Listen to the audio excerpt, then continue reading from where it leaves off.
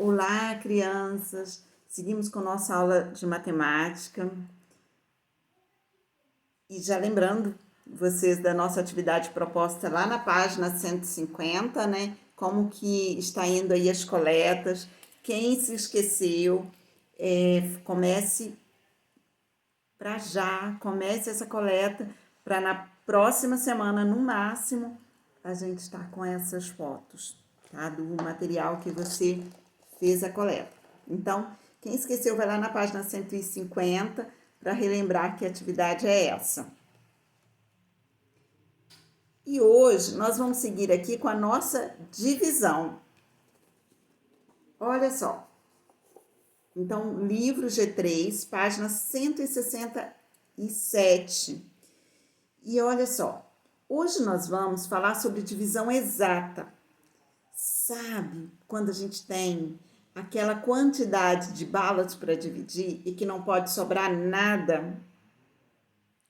Porque se sobrar, tem que ter a quantidade exata para fazer uma divisão exata. Porque se sobrar uma bala, e para quem vai essa bala? Gera uma confusão danada, né? Nas divisões dos grupinhos, nas brincadeiras de vocês. Mas agora, por exemplo, eu tenho 12 balas. 12 balas. Mais 2, né? Tenho 12 balas. Eu vou dividir essa bala por 3 crianças. Quantas balas vai dar para cada criança? Vamos lá fazer essa conta? Olha só. Eu tenho... Eu vou pegar o quadro para ficar mais fácil. Olha só, eu tenho 12 balas, mas eu tenho aqui, ó, 3 crianças. Então, vamos ver quantas balas vai ficar para cada criança. Olha, vamos lá. 1, 2, 3, 4, 5, 6, 7, 8, 9, 10, 11, 12. Sobrou alguma bala? Não, né? Não sobrou o resto. Não sobrou bala. Nenhuma. E quantas para cada criança? 1, 2, 3, 4 aqui. 1, 2, 3, 4. 1, 2, 3, 4. Olha, e não sobrou nenhuma bala. Quer dizer que a minha divisão foi exata. Então, quando não sobra nada, quando a gente faz uma divisão e não sobra nada, zero, então isso significa que a divisão é exata. Mas vamos analisar a seguinte situação. Olha só, aqui nós temos uma professora de educação física, né? Não é a tia Dani, mas é uma professora de educação física que espero que seja tão animada quanto a tia Dani. Então, ela tem 30 alunos. Olha, ela tem 30 alunos e ela precisa dividir os 30 alunos, de sua turma em 5 equipes, ou em equipes, aliás, em equipes com 5 alunos. Ela precisa dividir os 30 e em cada equipe tem que ter 5 alunos, cada equipe. Além de tentar descobrir quantos alunos terá cada equipe, ela quer saber se sobrarão alunos sem equipe. Será que vai sobrar? Ela tem 30 alunos e ela precisa de dividir esses alunos em equipes, com 5 alunos cada equipe.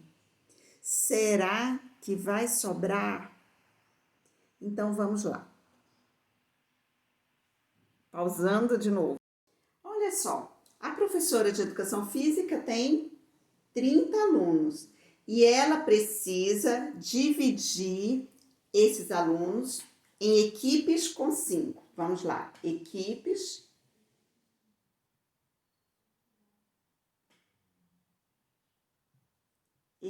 com 5 alunos. Então, o que ela pode fazer? Essa professora, ela pode para saber qual o valor, qual o número de equipes, ela pode recorrer à tabela de multiplicação. Cada equipe tem 5 alunos, então vamos lá na tabela de multiplicação de 5. 5 vezes 1 até 5 vezes 1, 5. 5 vezes 2 é igual a 10. 5 vezes 3 é igual a 15. 5 vezes 4 é igual a 20. 5 vezes 5 é igual a 25. E 5 vezes 6 é igual a 30. Muito bem. Então, olha só. Qual o número multiplicado por 5 que vai dar 30? É o número 6. Ah, então ela precisa de 6 equipes. 6 equipes com 5 alunos, porque 5 vezes 6 é igual a 30. Sobrou algum aluno? Não. Deu certinho. Ela dividiu em partes iguais e não sobrou nenhum. Olha, gente, mas isso daqui, vocês não vão ficar sempre fazendo utilizando essa tabela de multiplicação. Essa tabela de multiplicação é para vocês saberem fazer a conta lá utilizando o recurso da chave. Então, vamos utilizar o recurso da chave para resolver essa questão? Olha só. Aqui eu tenho 30, é o meu número de alunos. Vou usar a chave 30 dividido por 5, 5 alunos por equipe. E agora eu quero saber aqui, ó, quantas equipes. Então, vamos lá? Qual o número que eu multiplico por 5 que vai ser igual a 30? Qual o número que eu multiplico por 5 vai ser igual a 30?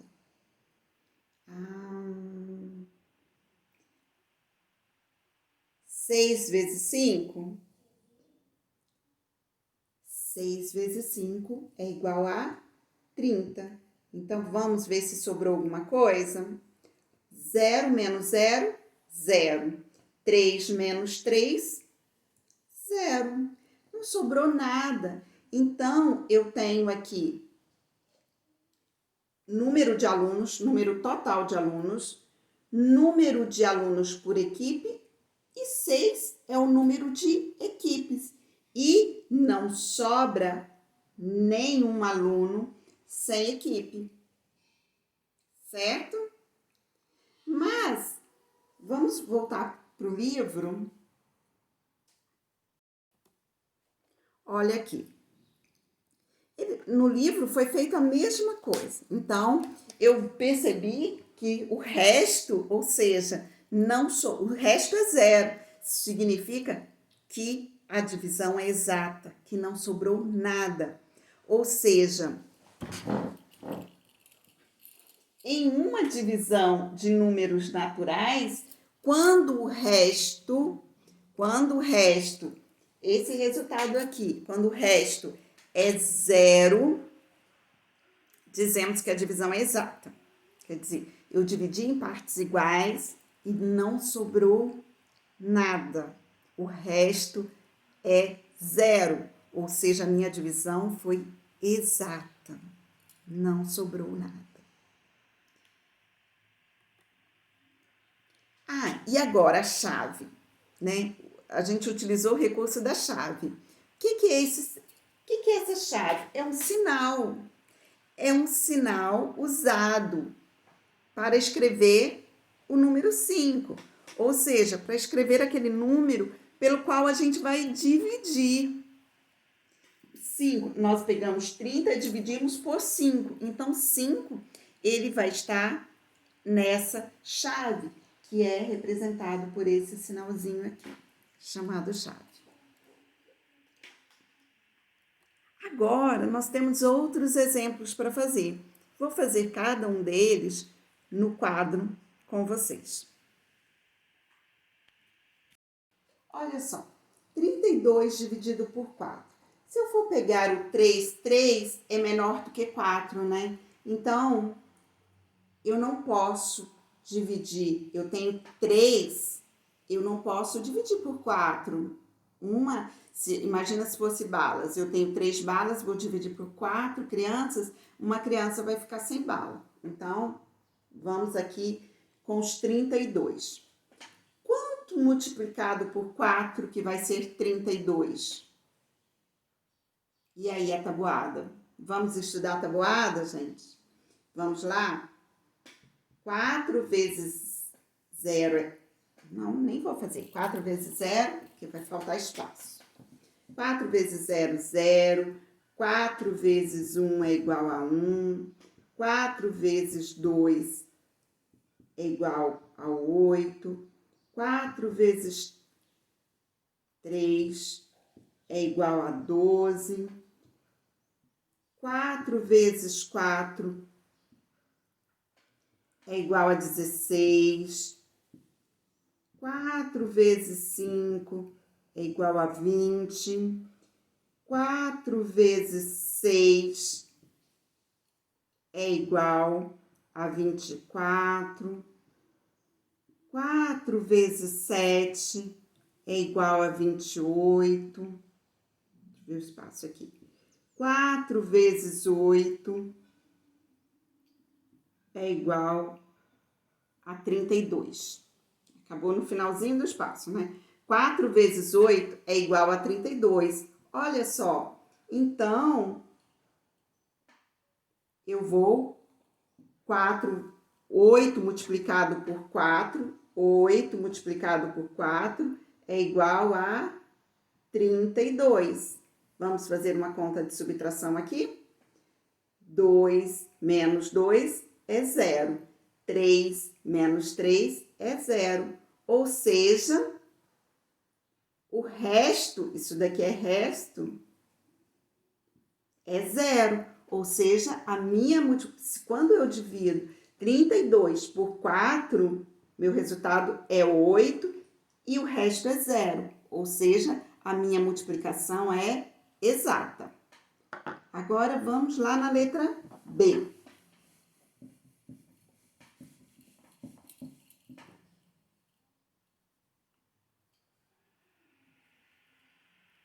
Trinta e seis dividido por 6. Vamos colocar o 6 dentro de uma chave. Agora, vamos lá. 3, eu tenho como dividir 3 por 6? Não, porque 3 é menor do que 6. Então, vamos no 36. Quando que eu vou multiplicar por 6 que ele vai ser igual a 36? 3 vezes 5? 5. 5 vezes 6? 5 vezes 6? 30? 30. Então, é menor do que 36. Vamos ver o 6. 6 vezes 6 é igual a 36. Então, 6 vezes 6 é igual a 36. Vamos ver se a conta é exata. 6 menos 6, 0. 3 menos 3, 0. Ou seja, o resto é 0. A conta é exata e o resultado é 6. Agora, vamos para a letra C.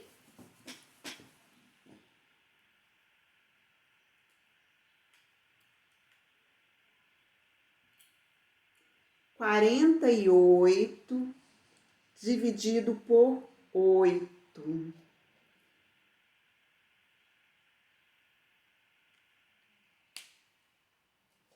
Então, vamos no 48 dividido por 8.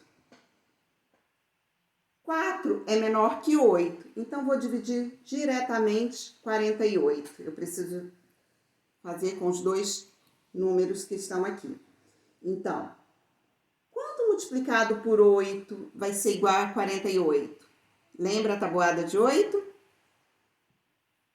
Se não lembra, vai ter que fazer até aprender. 8 vezes 1, 8. 8 vezes 2 é igual a 16. 8 vezes 4 vai ser 8 vezes 3. 8 vezes 3 é igual a 24.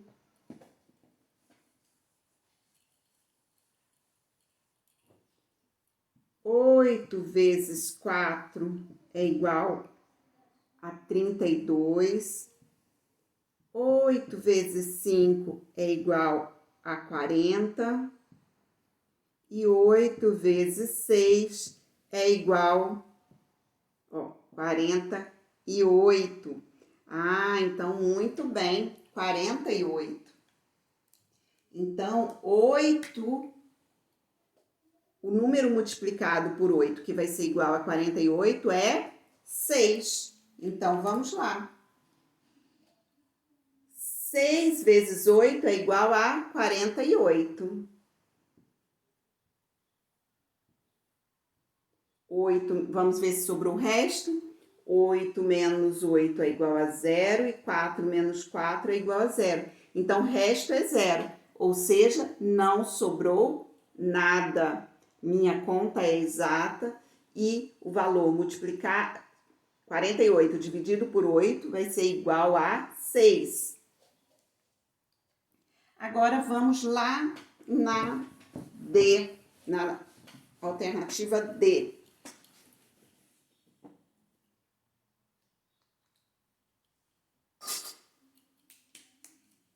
D, 18 dividido por 9.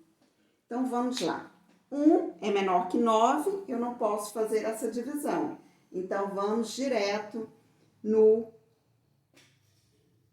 18.